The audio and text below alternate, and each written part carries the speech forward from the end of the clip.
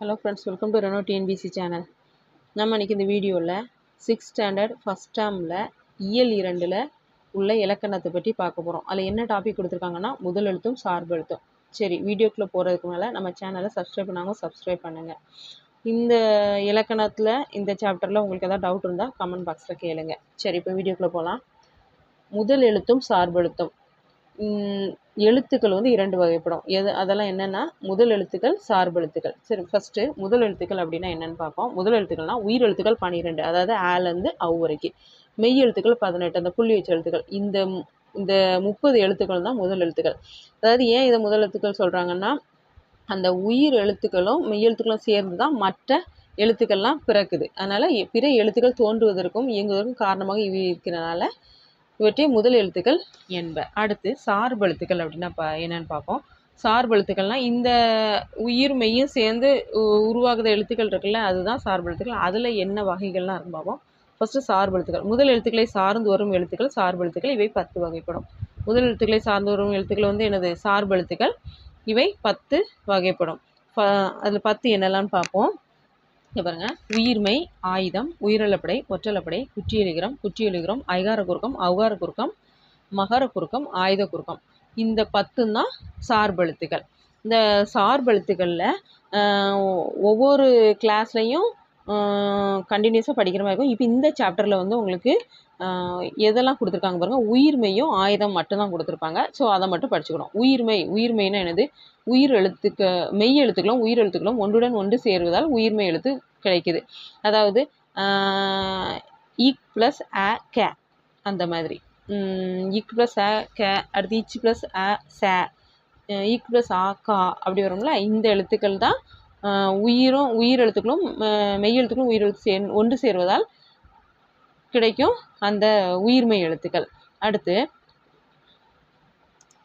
உயிர்மெய் எழுத்தின் ஒளி வடிவம் மெய்யும் உயிரும் சேர்ந்ததாக இருக்கும். வரி வடிவம் மெய்யெழுத்தை ஒத்தி இருக்கும். ஒலிக்கும் கால அளவு உயிர் எழுத்தை ஒத்தி இருக்கும். அதாவது அந்த உயிர்மெயில வரி வடிவம் வந்து மெய்யெழுத்தை சேர்ந்திருக்கும், ஆனால் ஒலிக்கும் கால அளவு உயிர் எழுத்தை சார்ந்திருக்கும். அதாவது எப்படின்னா, இது என்ன அர்த்தம்னா, வரி வடிவம் இப்போ கே அப்படிங்கும்போது அது வந்து அந்த மெய்யெழுத்தை சார்ந்திருக்கும். இக் ப்ளஸ் அ கே. அப்போ அந்த எழுத்து வந்து மெய்யெழுத்தை சார்ந்திருக்கும். ஆனால் ஒலிக்கும் கால அளவு வந்து உயிரெழுத்தை அ அப்படிங்கும்போது அது புரில்.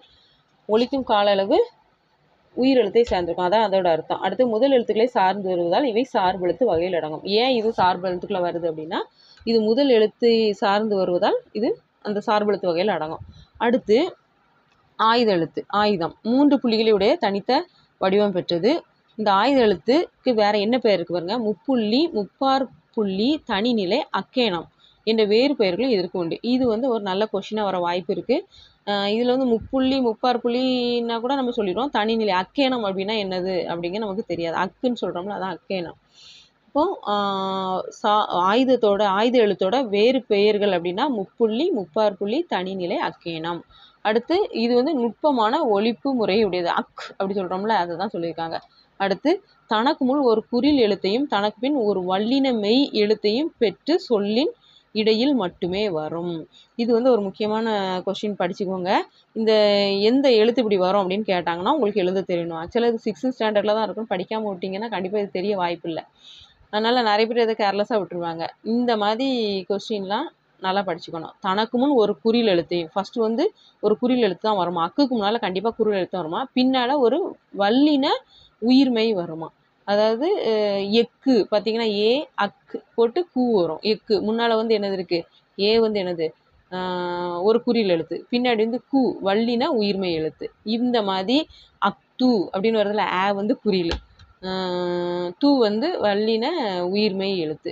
அந்த மாதிரி அக்கு எங்கெல்லாம் வரும்னு பாருங்கள். எக்கு, அக்கு இதெல்லாம் வந்து தனக்கு முன்னால் ஒரு குறில் எழுத்து இருக்குது, பின்னாடி வந்து ஒரு வல்லின உயிர்மெய் எழுத்தை வச்சுக்கிட்டு வரக்கூடிய ஒரே எழுத்து என்னது அப்படின்னா ஆயுதம் அப்படின்னு உங்களுக்கு சொல்ல தெரியணும். அப்புறம் இது வந்து தனித்து இயங்காது. அதாவது இந்த தனித்து அக்கை மட்டும் போட்டால் அதுக்கு ஒரு பொருள் கிடையாது. தனித்து இயங்காது. அடுத்து முதல் எழுத்துக்களாகி உயிரை மெய்யை சார்ந்து இயங்குவதால் இதுக்கு ஆயுத எழுத்தும் சார்பு எழுத்துக்குள்ளே அடங்கும் அப்படின்னு சொல்லியிருக்காங்க. சரி, இப்போ இந்த டாப்பிக்கில் நம்ம என்ன படித்தோம்? டக்குன்னு லைட்டாக ஒரு ரிவைஸ் பண்ணிடலாம் பாருங்கள். எழுத்து வந்து 2 வகைப்படும். முதல் எழுத்து, சார்பு எழுத்து. முதல் எழுத்துன்னா உயிரெழுத்தும் மெய்யெழுத்தும் முதல் எழுத்து. சார்பெழுத்து வந்து 10 வகைப்படும். உயிர்மெய் ஆயுதம், உயிரிழப்படை, ஒற்றளப்படை, குற்றியலிகரம், குற்றியலிகரம், ஐகார குறுக்கம், ஔகார குறுக்கம், மகர குறுக்கம், ஆயுத குறுக்கம். சரியா? இதில் வந்து உயிர்மெய் எழுத்துனா என்னது? உயிரும் மெய்யும் சேர்ந்த எழுத்துக்கள் தான் உயிர்மெய் எழுத்துக்கள். அடுத்து ஆயுத எழுத்து. ஆயுத எழுத்து வந்து 3 புள்ளிகளை உடைய அந்த ஆயுத எழுத்து. அதுக்கு வந்து வேறு என்ன பேருக்குன்னா முப்புள்ளி, முப்பாறு புள்ளி, தனியிலே அக்கேனம். அப்புறம் இந்த பாயிண்ட்டை இதெல்லாம் நல்லா படிச்சுக்கோங்க. தனக்கு முன்ன ஒரு குறில் எழுத்தையும் தனக்கு முன்ன வல்லின உயிர்மெய் எழுத்தையும் பெற்று சொல்லின் இடையில் மட்டும் வர எழுத்து வந்து என்னதுன்னா அக்கு, அதாவது ஆயுத எழுத்து அப்படின்ட்டு படிச்சுக்கோங்க. அவ்வளோதான். இப்போ இந்த டாப்பிக்கில் வந்து கிட்டத்தட்ட ஒரு 3 கொஸ்டின் கண்டிப்பாக கேட்பாங்க அப்படிங்கிற மாதிரி இருக்குது. நம்ம தமிழை பொறுத்தவரையில் ஒரு லெசனில் ஒரு கொஸ்டின்னா கூட அது முக்கியம். ஏன்னா எந்த ஒரு லைனையும் ஒமிட் பண்ணாமல் படித்தாதான் நீங்கள் தமிழில் வந்து 100 கொஸ்டினே ஆன்சர் பண்ணதுக்கு ரெடியாக இருக்கணும். 100 கொஸ்டினை ஆன்சர் பண்ணணும்னா எல்லா லைனையும் ஈச் அண்ட் எவ்ரி லைனை யூ மஸ்ட் பி ஸ்டடி. அவ்வளோதான். அப்படி படித்தா மட்டும்தான் 100 மார்க் எடுக்க முடியும். நான் வந்து 97 மார்க் எடுத்திருந்தேன். அந்த 3 கொஸ்டின் விட்டுட்டேன். அதையும் நான் வந்து கேர்லெஸ்ஸாக தான் விட்டுட்டேன். அதுக்குள்ளே ஆன்சர் நான் படிச்சிருந்தேன், ஆனாலும் கேர்லெஸ்ஸாக விட்டேன். கொஞ்சம் ரொம்ப கேர்ஃபுல்லாக வந்து ஆன்சர் பண்ணும்போது பண்ணணும். சரியா? இப்போது இந்த தமிழ் வீடியோஸ்களும் நாங்கள் போட ஆரம்பிச்சிட்டோம். தமிழ் வீடியோக்களை வந்து நல்லா பாருங்கள். இப்போ இவ்வளோ நாளும் ஷார்ட்ஸ் தான் கொடுத்துருந்தோம். ஷார்ட்ஸில் வந்து உங்களுக்கு கொஸ்டின் ஆன்சர் அந்த மாதிரி ஸ்பூன் ஃபீடிங் மாதிரி தான் கொடுப்போம். நீங்கள் ப்ரிப்பரே பண்ண வேண்டிய அவசியம் இல்லை. அதை எடுத்து அப்படியே படித்தா போதும். இப்போ ஒரு புக்கு வந்து ப்ரிப்பேர் பண்ணதுக்கு 2 நாள் ஆகும். ஆனால் அது ப்ரிப்பேர் பண்ணி வச்சிட்டோம்னா அதை படிக்கிறதுக்கு 1/2 hour தான் ஆகும். நாங்கள் இப்போ உங்களுக்கு ப்ரிப்பேர் பண்ணி கொடுத்துருக்கோம். ஒரு புக்கை படிக்க உங்களுக்கு 1/2 hour தான் டைம் வேணும், அவ்வளோதான்.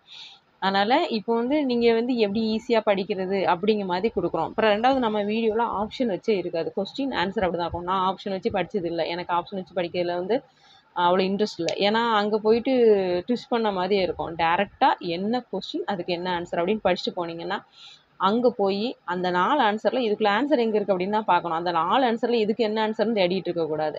அந்த மாதிரி பண்ணால் மட்டும்தான் தமிழில் வந்து நம்ம ஃபுல்லாக ஃபோக்கஸ் பண்ணி மார்க் வாங்க முடியும். சரியா? சரி, இதில் ஏதாவது டவுட் இருந்தால் கமெண்ட் பண்ணுங்கள்.